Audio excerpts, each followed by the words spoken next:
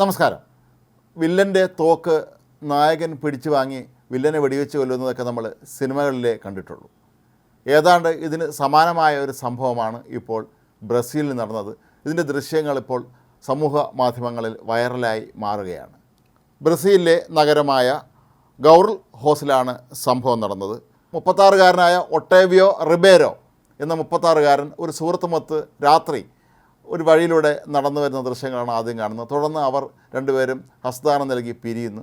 തുടർന്ന് ഒറ്റയ്ക്ക് നടക്കുന്ന റിബേരോയുടെ അടുത്തേക്ക് പെട്ടെന്ന് ഒരു ബൈക്കിൽ 2 യുവാക്കളെത്തുന്നു.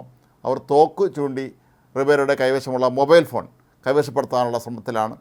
റിബേരോ സ്വന്തം മൊബൈൽ ഫോൺ ഈ മോഷ്ടാക്കൾക്ക് കൈമാറുന്നു. തുടർന്ന് ഞൊടിയിട കൊണ്ട് റിബേരോ ഈ 2 പേരെയും ബൈക്കിൽ നിന്ന് തള്ളിയിടുന്നതാണ് അടുത്ത് കാണുന്നത്. പെട്ടെന്ന് തന്നെ അക്രമിയുടെ കൈവശമുണ്ടായിരുന്ന തോക്ക് കൈവശപ്പെടുത്തിയ റിബേരോ അവർക്ക് നേരെ വെടിയുതിർക്കുന്നതാണ് കാണുന്നത്. 2 പേരിൽ ഒരാൾ ഓടി രക്ഷപ്പെടാൻ ശ്രമിച്ചെങ്കിലും അയാൾ വെടിയേറ്റ് വീഴുന്നു. മറ്റേയാൾ റിബേരോ വെടിവെക്കുന്നുണ്ടെങ്കിൽ പോലും ബൈക്കിൽ ഈ സമയത്തിന് രക്ഷപ്പെട്ട് പോകുന്നതാണ് കാണുന്നത്. വെടിയേറ്റ് വീണത് ഒരു 16-കാരനാണ്. ഇയാളുടെ പേര് വിവരങ്ങളൊന്നും തന്നെ ഇനിയും പുറത്തു വന്നിട്ടില്ല. തുടർന്ന് സംഭവ സ്ഥലത്ത് നിന്ന് രക്ഷപ്പെട്ട റിബേരോ പിന്നീട് പോലീസിലെത്തി സംഭവം അവരോട് വിവരിക്കുകയായിരുന്നു. പോലീസാകട്ടെ ഇയാളുടെ മൊഴി രേഖപ്പെടുത്തി ജാമ്യത്തിൽ വിട്ടയക്കുകയും ചെയ്തു. ആത്മരക്ഷാർത്ഥം വെടിവെച്ചു എന്നുള്ളതായിരിക്കാം ഒരുപക്ഷെ ഇയാൾക്ക് കേസിൽ അനുകൂലമാകാൻ സാധ്യതയുള്ള ഒരു ഘടകം.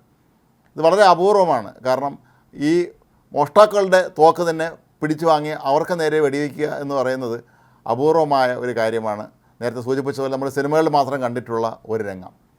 പക്ഷേ ഇത് ഇപ്പോൾ ബ്രസീലെമ്പാടും ഇത്തരത്തിലുള്ള ഈ ബൈക്കിൽ സഞ്ചരിച്ച് മോഷണം നടത്തുന്ന യുവാക്കളുടെ എണ്ണം കൂടി വരുന്നു എന്നുള്ളതിൻ്റെ ഒരു വലിയ ഉദാഹരണമാണ് ഇപ്പോൾ ഇത് കാണാൻ കഴിയുന്നത്. മാത്രമല്ല ഈയിടെ ഉണ്ടായ മറ്റു ചില സംഭവങ്ങളൊക്കെ തന്നെ സൂചിപ്പിക്കുന്നത് കൗമാരപ്രായക്കാരായ മോഷ്ടാക്കൾ നിരന്തരമായി ഇത്തരം കൃത്യങ്ങളിൽ ഏർപ്പെടുന്നു എന്നാണ്. 2 ആഴ്ച മുമ്പ് ബ്രസീലിലെ തന്നെ സവോപോളയിൽ ഒരു 17-കാരൻ ബസ്സിടിച്ച് മരിച്ചിരുന്നു. ഇയാൾ ഒരു 70-കാരനിൽ നിന്ന് മൊബൈൽ ഫോൺ തട്ടിപ്പറിച്ചുകൊണ്ട് ഓടി രക്ഷപ്പെടുന്നതിനിടയിലാണ് ബസ്സിന് മുന്നിൽപ്പെടുകയും അങ്ങനെ അപകടത്തിൽപ്പെട്ട് ഇയാൾ മരിക്കുകയും ചെയ്തത്. സവോപോളയിൽ കഴിഞ്ഞ വർഷം മാത്രം 1.5 ലക്ഷത്തിലധികം മൊബൈൽ ഫോൺ മോഷണ കേസുകളാണ് രജിസ്റ്റർ ചെയ്യപ്പെട്ടിട്ടുള്ളത്. ബ്രസീലിൽ ഓരോ മണിക്കൂറിലും 100-ലധികം മൊബൈൽ ഫോണുകൾ ഇത്തരത്തിൽ മോഷണക്കാർ തട്ടിയെടുക്കുന്നു എന്നാണ് കണക്കാക്കപ്പെടുന്നത്. പല രാജ്യങ്ങളിലെയും മൊബൈൽ ഫോൺ മോഷണക്കാർ പ്രധാനമായും ലക്ഷ്യമിടുന്നത് മൊബൈൽ ഫോൺ കൊണ്ടുപോയി ഉപയോഗിക്കാനല്ല, ആ മൊബൈൽ ഫോണിലെ മറ്റു കാര്യങ്ങൾ കണ്ടെടുത്ത് സാമ്പത്തിക തട്ടിപ്പ് നടത്താനും വ്യാപകമായ തോതിൽ ഇത് ഇപ്പോൾ ഉപയോഗിക്കപ്പെടുന്നുണ്ട്. മൊബൈൽ ഫോൺ തട്ടിയെടുത്ത് അവരുടെ മൊബൈൽ ഫോൺ ഉടമയുടെ ബാങ്ക് നിക്ഷേപങ്ങളോ മറ്റ് സാമ്പത്തിക ഇടപാടുകളോ ഒക്കെ തന്നെ തട്ടിയെടുക്കാനുള്ള നീക്കങ്ങളുടെ കൂടി ഭാഗമായിട്ടാണ് ഇത്തരത്തിലുള്ള മോഷണ പരമ്പര അരങ്ങേറുന്നത്. ബ്രിട്ടനിലും ഇത്തരത്തിലുള്ള ഈ മൊബൈൽ ഫോൺ മോഷണം ഇപ്പോൾ വലിയ ഭീഷണിയായി ജനങ്ങൾക്കിടയിൽ മാറുകയാണ് എന്ന് റിപ്പോർട്ടുണ്ട്.